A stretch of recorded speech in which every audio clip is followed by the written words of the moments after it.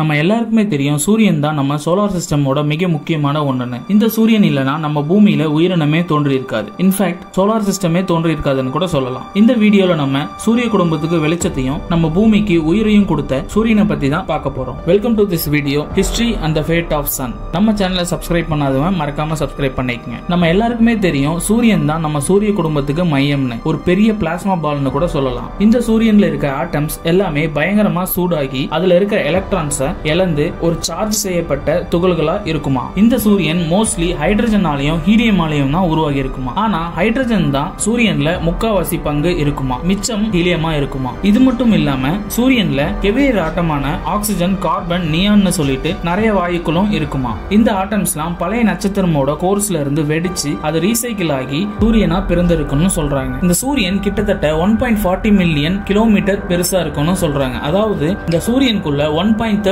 Million எர்த்த உள்ளடக்கலாம்னு சொல்றாங்க. இந்த சூரியனோட கோர் டெம்பரேச்சர் கிட்டத்தட்ட 15 மில்லியன் டிகிரி செல்சியஸ் இருக்குமா. அதாவது எரிமலை குழம்பை விட பல மடங்கு ஜாஸ்தின்னு சொல்றாங்க. ஆனா சூரியனோட சர்ஃபேஸ்ல 5500 டிகிரி செல்சியஸ் தான் ஹீட் இருக்குன்னு சொல்றாங்க. ஆனா இதோட அவுட்டர் அட்மாஸ்பியரான கொரோனா சூரியனோட சர்ஃபேஸை விட அதிகமா ஹீட் ப்ரொடியூஸ் பண்ணுதுன்னு சொல்றாங்க. சயின்டிஸ்ட்லாம் ஏன் இந்த சூரியன் இப்படி இருக்குன்னு சொல்லிட்டு இன்னமும் ஆராய்ச்சி பண்ணிக்கிட்டு தான் இருக்காங்க. நம்ம சூரியன் உருவாகி 4.6 பில்லியன் இயர்ஸ் ஆச்சு நம்மள பல பேருக்கு தெரியும். 4.6 பில்லியன் இயர்ஸ்க்கு முன்னாடி சோலார் நெபுலால இருந்த டஸ்டாலையும் அங்க இருந்த கேஸாலையும் தான் இது உருவாகி இருக்கணும் சொல்றாங்க. அங்க ஏற்பட்ட பிரஷராலையும் டெம்பரேச்சராலையும் சூரியனோட கோர் உருவாகி இருக்கணும். அந்த கோருக்குள்ள நடந்த நியூக்ளியர் ரியாக்ஷனால தான் ஹைட்ரஜன் ஆட்டம்ஸ்லாம் ஒண்ணுக்கு ஒண்ணு ஸ்மாஷ் ஆகி ஹீலியமா ஃபார்ம் ஆகி இருக்கணும் சொல்றாங்க. இந்த ஸ்மாஷால ஹியூஜ் அமௌண்ட் ஆஃப் எனர்ஜி ஹீட்டாவும் லைட்டாவும் ப்ரொடியூஸ் ஆகிட்டு இருக்குன்னு சொல்றாங்க. இந்த எனர்ஜி எல்லாம் கிராவிட்டிக்கு அகைன்ஸ்டா வெளி வர்றதால சூரியன் இன்னமும் நிலையா நின்னுகிட்டு இருக்குன்னு சொல்றாங்க. இந்த சூரியன் 4.6 பில்லியன் இயர்ஸா